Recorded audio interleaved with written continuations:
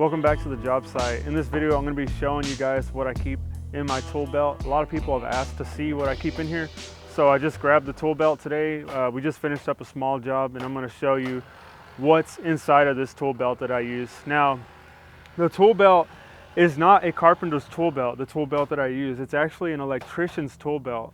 And the reason I chose an electrician's tool belt is because the compartments in this tool belt are way smaller, where you can hold more small items. They're not as big as like like what the guys are doing behind me, those framers. I don't have big hammers and a bunch of nails that I got to have a big pocket full of.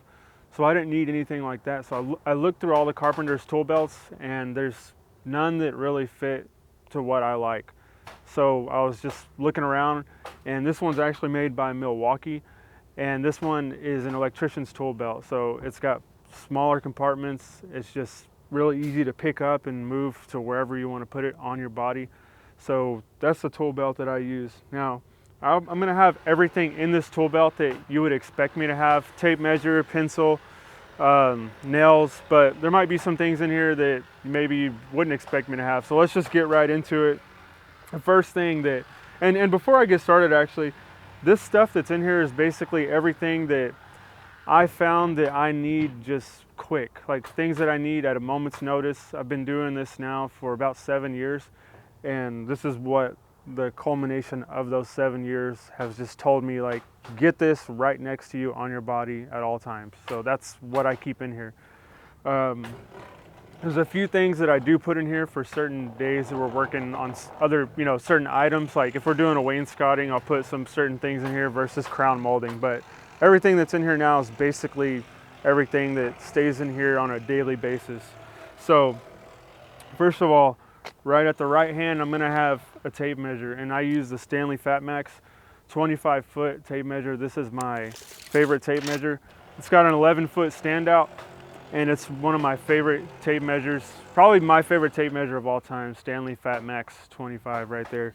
That's gonna be right there on the tape measure clip that actually has a tape measure clip for an electrician. So right here, I keep a, right next to that, I just keep a pencil on a retractable line, so I can make a mark, or like mark off something, and then I can just let this thing go, and it's gonna go right back to where I need it to go. And I use just regular carpenter's pencils for all of my work. Right next to that, I'm gonna have just backup pencils, and then right next to those, I'm gonna have 2 nail punches. I'm gonna have a big fat one for punching bigger nails, like 15 gauge nails, and then a small one for 18 gauge nails. So I'm gonna keep those right there in that tool belt, right next to those backup pencils. Inside the first pouch, I keep a really quick, just tiny square that I can use to make marks. This helps really good for when you're doing window stools, if you want to check an outside corner real quick. If you want to check if it's 90, you can just throw this on there, and this is really handy for marking off stuff. So I keep that right there, and right next to that, I'm going to keep my CA glue. Obviously, I use this on everything just about every day. So I keep the 2 ounce. This is there's an 8 ounce and a 2 ounce that I actually sell on my website, but I keep the 2 ounce in there obviously because it's smaller. So I'm going to keep that right there in that first pocket. The next big kind of side pocket, I keep 2 items in there. I keep this bullnose trim gauge. All these houses that they're building these days, they're using the bullnose drywall outside corner. So this helps so much, and I have a video showing how I use this and what this does.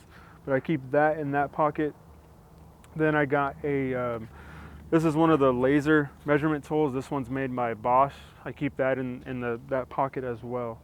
And that's pretty self-explanatory. Shoots a laser, measures something off so you can get an accurate measurement. Then kind of before I get into the back pocket, this is actually made for tape, for electrical tape. So an electrician can keep electrical tape wrapped up around here. But I just clipped a little pencil sharpener to it. And this pencil sharpener will actually sharpen carpenter's pencils, so that's pretty cool. Most pencil sharpeners only sharpen your standard just circle pencils, but this one is actually made to sharpen carpenter's pencils. So I thought that was good enough to have, and I can just sharpen my pencil right there and never have to worry about losing it since it's right there. In the back, there's a spot for a big hammer in the back here, but what I keep right here, this is the hammer that I keep. Some people have asked about this hammer. Basically, it's just a brass head hammer. It's very small and lightweight, and what I use this for is just setting nails. That's it. So if I have a nail that's proud, I'll just take that nail punch and this nail and this hammer and just bam, just set that nail in. And that goes back to me choosing this tool belt over a big carpenter's tool belt. This is the hammer that I carry. I don't need a big hammer. I have a couple hammers in the toolbox, and if I need those, if we're tearing something out, I'll go grab like a big hammer. Like we have a little 3-pound sledgehammer, so I'll grab that. But that's the little hammer that I keep on me every day. Then in the pouch right here, starting out, this basically has like 2 sections of pouches. I showed you everything that was in the front one. The back pouches are gonna have some different compartments too. In there I keep a couple of random size nails. These are 2-inch 18 gauge brad nails, what we were using today, and then I had some 1-inch 18 gauge brad nails that I was using today. So that's kind of the stuff that I change out on a daily basis depending on what we're doing. So that's where I keep nails in there. And then I, just looking right behind there, I keep this is a Craig multi-mark. It's for marking the reveals of trim. And you can also, this is really good for measuring just like window stools, how the depth of window stools and stuff like that. Got a little torpedo level in there so you can check the level of something real quick. And this thing does several other things. It'll turn into a real quick combination square if you take this off and turn it sideways. But that's a really good tool that I keep in there that helps me a lot with marking off reveals. This is mainly what I use when I'm marking off reveals. So moving right along here, the next thing I'll talk about is this file or rasp.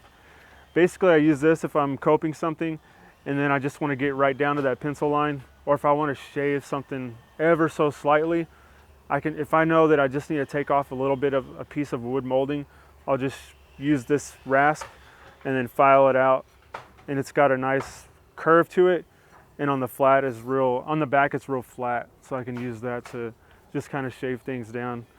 And that gets a lot of use actually, more than I thought I would use it. The next thing in here is, oh yeah, I forgot about this. This is actually something that I just started carrying. This is made by a guy who sent this to me. It's called a saw set, and it's to find angles. Basically what it has on one side, it has a single miter, and then it has the degrees. This is like for decking or flooring, or basically anything where you're just running boards in one direction. And then on the back it has a double miter. And that's obviously the one that I would be more interested in as a finished carpenter, just bringing 2 miters together.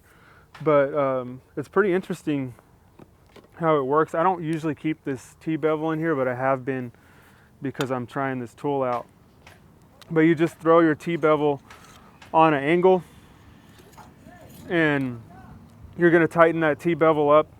Let's say we got an outside corner that is like this, like that angle, whatever angle that is. So then you go to double miter, and then you just hold it up, and it shows you what angle to cut.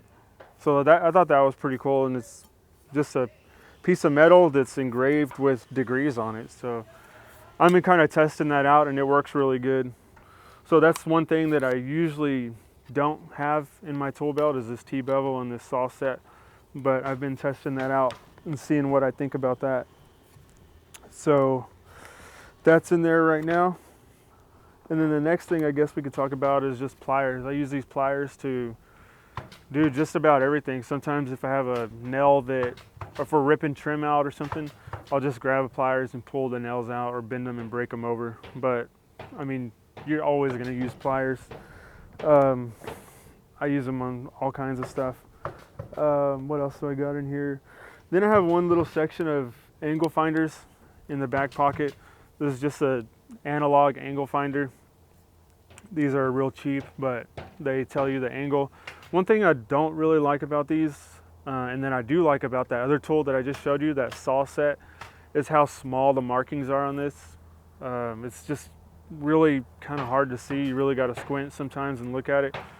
But this one will get you through. It's a good angle finder. And then I have a digital angle finder also that I keep in there.